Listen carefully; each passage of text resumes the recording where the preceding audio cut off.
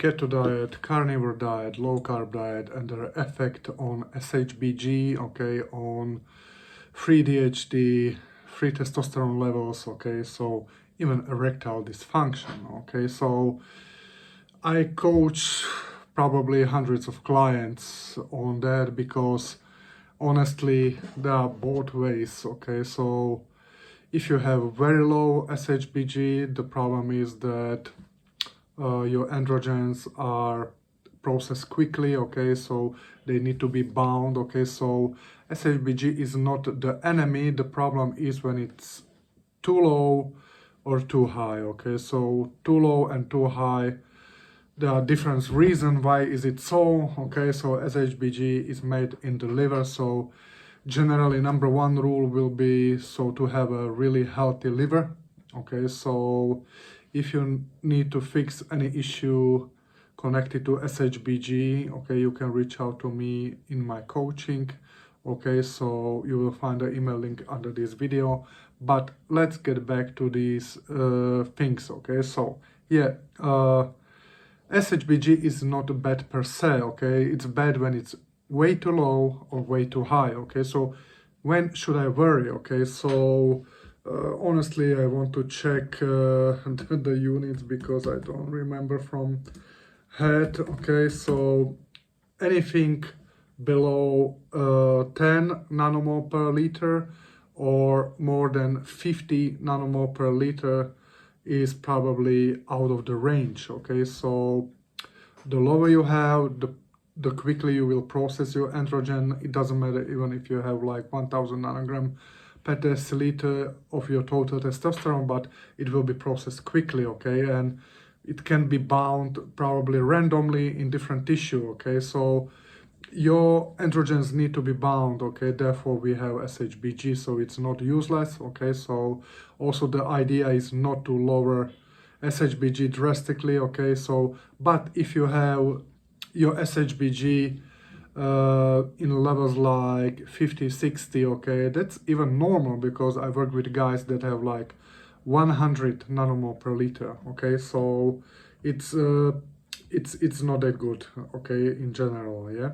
So yeah, carnivore diet, keto diet, and even low carb diet and fasting, they are all contributing, okay, to high SHBG, okay. So for keto and carnivore, it can be, like I already say, 100 range, okay, and so on, okay. So you need to understand when you have that level of SHBG, okay. So so you definitely, it has effect on your free androgens like free testosterone, free DHT. DHT is extremely we need it, okay. So with low free T you have very low DHT, okay. And I have many guys that came to me after they tried keto or carnivore. Some guys even after 3 months, okay, they have ED, okay, erectile dysfunction. Why? Because, you know, so there is almost no free T, okay, no free DHT. DHT is responsible for nitric oxide, dopamine, and all these kind of things, sexual functioning, okay. So if you have literally zero DHT, then you have a problem, okay. And if based on that you are still using things like, I don't know, astaxanthin, lion's mane, and I don't know why, what else, okay. So then you are completely crushing your DHT and you will run into many issues, okay. So you think you are biohacking yourself, but you are destroying your body, your sexual functioning, okay. So sometimes you need advice from someone who knows the shit, okay. So yeah, there are also studies that even after 3 weeks of keto diet, SHBG raise significantly, and also it can lower estradiol, okay. So yeah, by fixing SHBG, you need to be a little bit cautious because you don't want to crash your estradiol. Guys, always do the test. Don't assume that you have a high SHBG or something, okay. So these tests are quite inexpensive. If you can, you know, if you can pay a lot of money for anything else, you can give few bucks for proper test, okay? So if you really want to fix something with your health, do proper test, okay? If you need my advice, you will find the email, okay, for coaching, yeah? So, yeah, the problem is that many guys thinks, okay, so how keto and carnivore is great, but in most cases, and the longer you are on this type of diet, you will also create things like insulin resistance, okay? So it's easily to check, I think it's triglycerides to HDL ratio, okay? So also I have seen guys with elevated homocysteine. Homocysteine, especially when elevated, is causing vascular inflammation, and you have problem with your tick, okay? So yeah, that's quite easy, yeah? So generally it's really bad idea to have like extreme carb restriction, okay, and or low carbohydrates, okay? So just for your information, you need the carbs also for DHT, okay? So without a proper percentage of carbs in your diet, you don't have the most important hormone in your body, DHT, okay? So also if you consume a lot of meat without veggies or carbs, okay, so you are also, like I said, it contributes to insulin resistance and so on, yeah?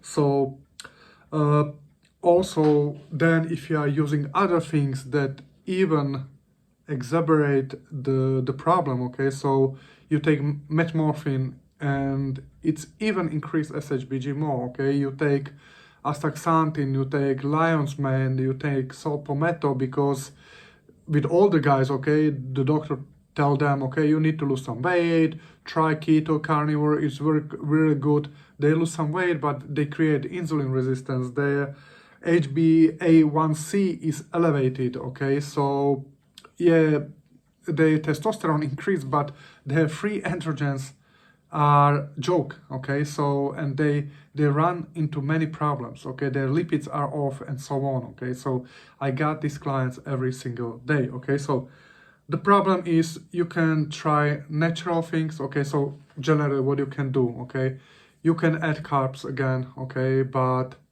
generally you need to fix the mess, okay. So and sometimes this SHBG thing is quite stubborn, okay, so you need to address everything, okay, you will see in a blood test, okay. So if it's homocysteine, you need to fix this, okay, because high homocysteine is also affecting methylation pathways, okay, it's also affecting your liver, okay, so you need to take a look at your liver parameter, okay, so inflammation like CRP, ferritin, okay, so this is also crucial, okay, because it's not only like I take boron, okay, so yeah, boron can be one of the supporting elements, okay, but we have also much more, like, you know, improving insulin resistance, okay, so this is also crucial. Like I said, stay away from berberine or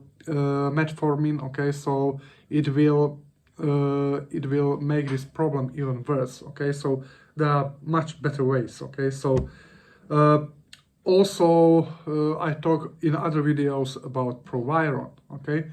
Proviron can be one of the helping supplement, okay, but like I said, we need to take a look on the whole picture, not just like one thing. And before you start with proviron, do the test, okay, so do the test and look also where is your estradiol and also where is your SHBG, because if you, for example, take like proviron and boron together, you can pretty mess up your estradiol, okay, so you will run into another troubles, okay. So yeah, you really need professional guidance, okay, to make this happen. But also proviron, but over the time, can help. Also you need to address things like insulin resistance, health of your liver, and yeah, that's it, guys, okay. So let me know what you think, and if you need my help, under this video. Bye.